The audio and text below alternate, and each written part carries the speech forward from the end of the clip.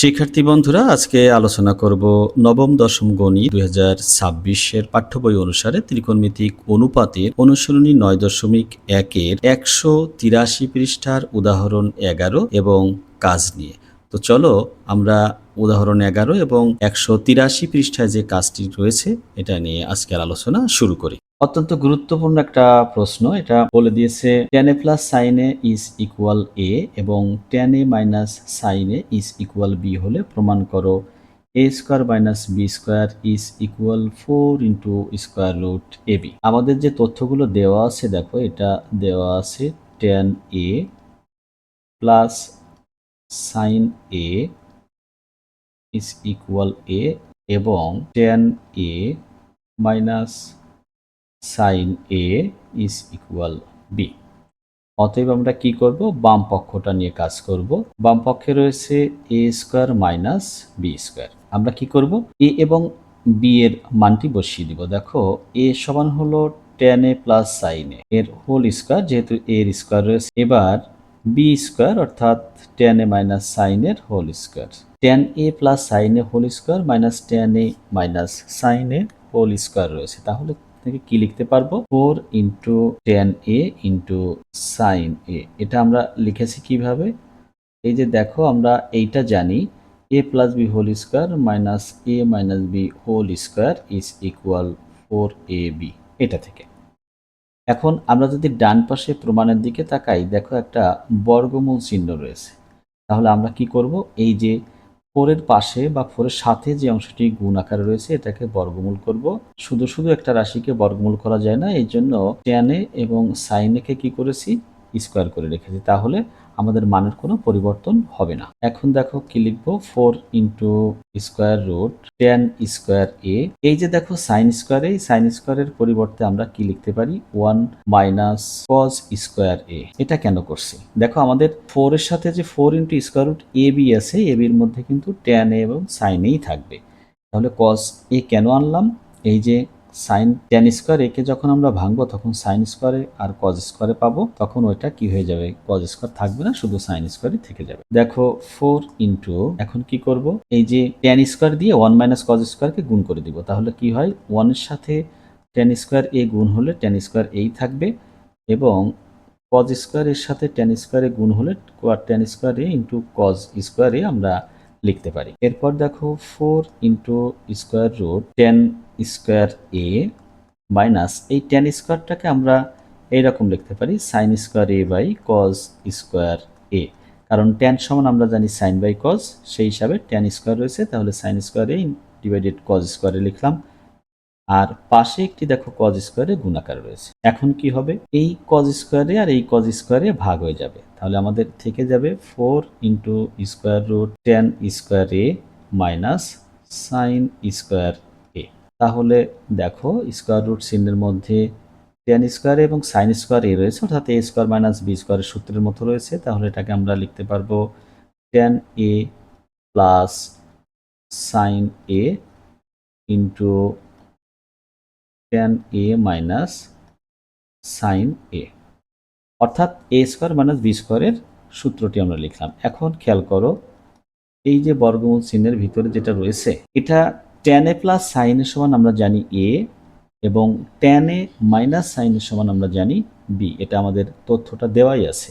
তাহলে আমরা কি পেলাম, 4 ইন্টু স্কোয়ার রুট ab। আমাদের ডান পাশেও কিন্তু এই তথ্যটি রয়েছে। অতএব আমরা কি লিখতে পারবো, অতএব a square minus B square is equal 4 into square root A B প্রমাণ করা হলো বা প্রমাণিত, বা লিখতে পারবো প্রুভড। এটি ছিল উদাহরণ 11 এর সমাধান। এখন দেখো কাজের অঙ্কটি রয়েছে। কাজে আমাদের যে তথ্যটি দেওয়া আছে, কাজের কতে cot two the power 4a minus cot square a is equal 1 হলে প্রমাণ করো cos to the power 4a plus cos square a is equal 1। দেখো আমরা একটা সূত্র জানি, sin square a plus cos square a সমান 1, sin square a plus cos square a সমান 1।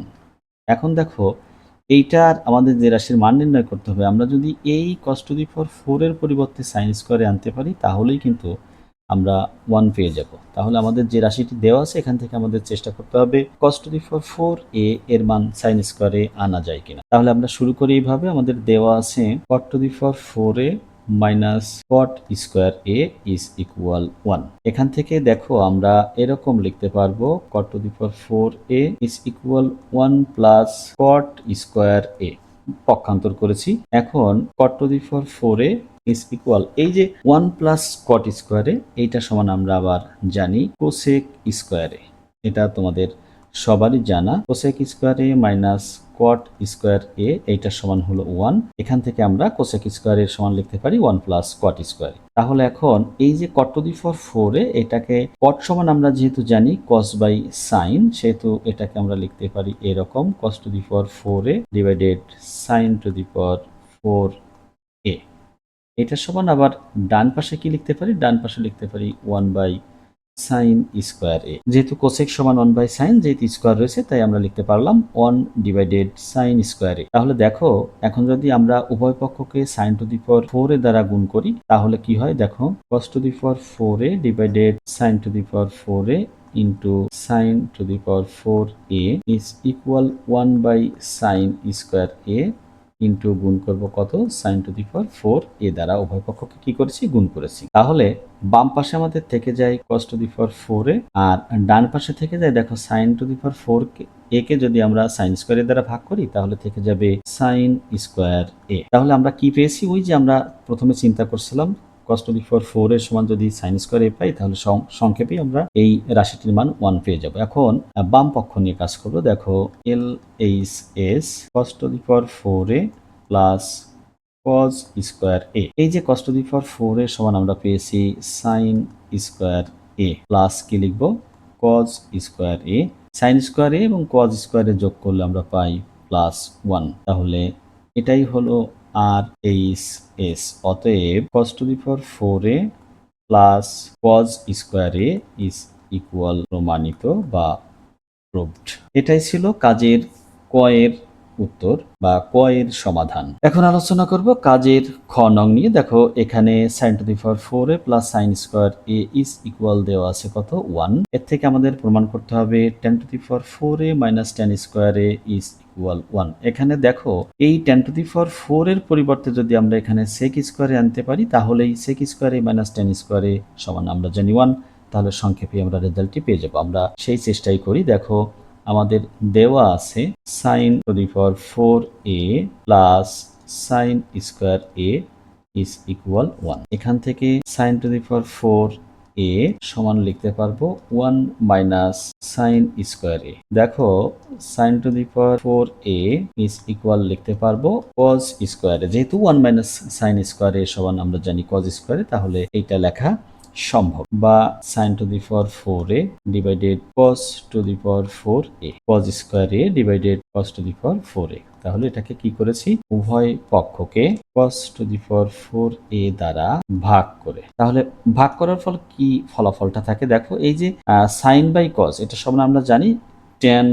যেহেতু এখানে দুটোর পাওয়ারই 4 রয়েছে তাহলে tan এর পাওয়ার আসবে 4 ইজ ইকুয়াল, ডান পাশে যেটা থাকে দেখো ভাগ করলে থাকে উপরে যেহেতু কজের স্কোয়ার নিচে হলো কজের পাওয়ার 4, তাহলে কি হয় ভাগ করার ফলে নিচেই থেকে যায় cos স্কোয়ার এ। বা এখান থেকে আমরা লিখতে পারি 10 to the power 4 A is equal sec square A. ওই যে 1 বাই cos সমান sec, তাহলে 1 বাই cos স্কোয়ারের সমান আমরা লিখতে পারবো sec স্কোয়ার এ। এখন দেখো LHS নিয়ে কাজ করব।